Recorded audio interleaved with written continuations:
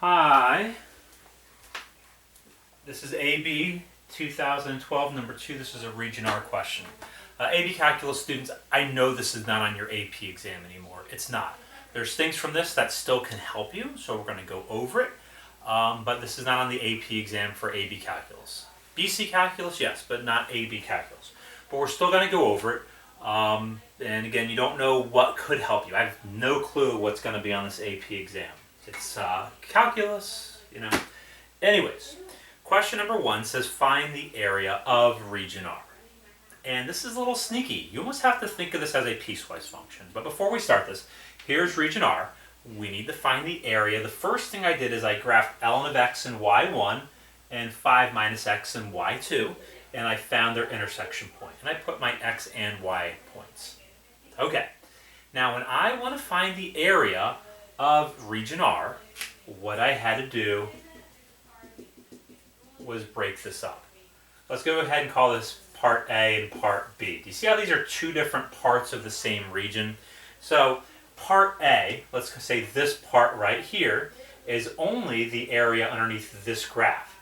So the area from 1 to this number here, remember this number is the 3.6934, and it's only the area underneath ln of x. And that's going to give you the area of this first piece I'm calling A. The second piece, we need to find the area of, and again, this time it's another equation. It's only underneath this graph. So we're going to add on this area, and it's from this same 3.6934 all the way to 5. So that 3-point number to 5, and it's the area underneath 5 minus x dx. Once you have this set up, you're just simply typing it in the calculator, and you get 2.985-ish. There's some more decimals, but I didn't feel like typing it in. And that's part A. All right, now we're going to go ahead and look at part B.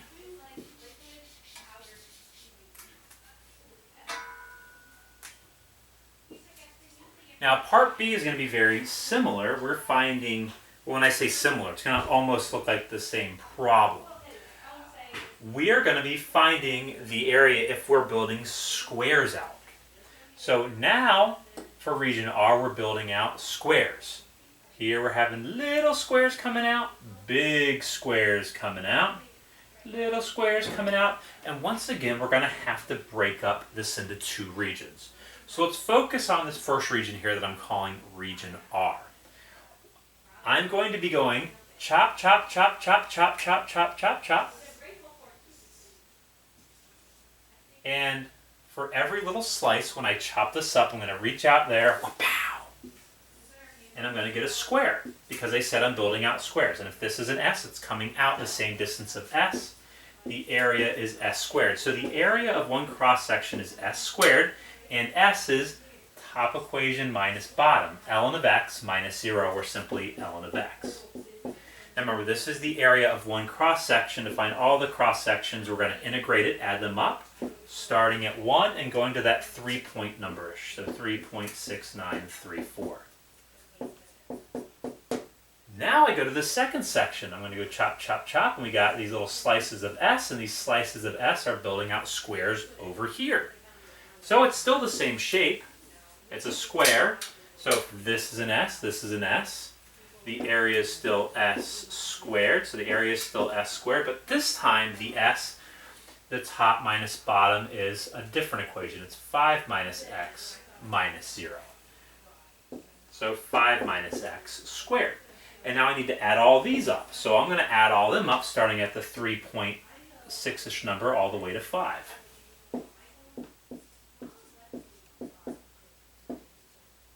Okay, and if I do this plus this, and I type it in my calculator, I get the answer of 2.9, nope, they didn't ask me to type it in. Never mind, don't type it in, we're done. This is the answer to part B. Now I want you to know, look how close these look. Very, very similar, okay? squares, s squared, very similar to s. All right, I'm going to erase these, and then we'll go do part C.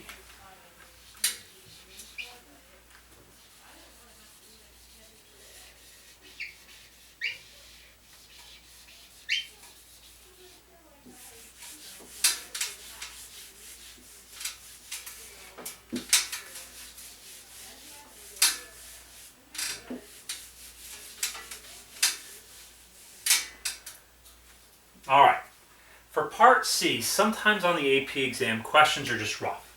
So if you got the first two right and it made sense, and this last part doesn't make sense, I wouldn't worry too much. But they say that region R has some area, and we found the area in the first part. We got that area of 2.986. And they say if we go ahead and we draw some horizontal line, y equals k, they want y equals k to divide this up into two pieces. And they want to know, can you write the equation for this? Now here's the big problem. The big problem is we had to break up the graph going this way into region A and B. We can't break up the graph going this way into two different equations and then chop it up this way. If you were doing this, you'd be chopping it up into four pieces. There's no way of doing this. So what we need to do is we need to find the area from 0 to k, or from k to here, going a different way. So instead of top minus bottom, when we did top minus bottom, we had to break it up because the top and bottom switched. Here the top was ln of x and the bottom was 0. Here the top was 5 minus x and the bottom was 0. We're going to have to switch this up. Instead of finding the area from doing top minus bottom, we're going to do right minus left. Notice if we do right minus left, this is always on the right, this is always on the left. Remember, area is either top minus bottom or right minus left. Now if we want to do right minus left, which we do, we want to do right minus left, we're going to get a dy at the end, so we're going to need y coordinates from 0 to some y coordinate. And we need to solve these equations for the other variables. So off to the side here, we have y equals ln of x. If we solve for the other variable, we get x equals e to the y. Stop moving, board. Okay, so this equation we could also call x equals e to the y. Okay, let's do the same thing for this. If I take y equals 5 minus x, I'm going to add the x to the other side, and then subtract the y, and I get x is 5 minus y. So we could also call this x equals 5 minus y. So now that I want to find the area, I'm going to do right minus left. So the right one is 5 minus y minus, so 5 minus y is the right, and then the left is e to the y. So how are we going to involve this k? Well, if you look online, there's actually several ways of doing this. One way of doing this is to simply remember, we actually already know what the area is. The whole area from part A is 2.985-ish, right?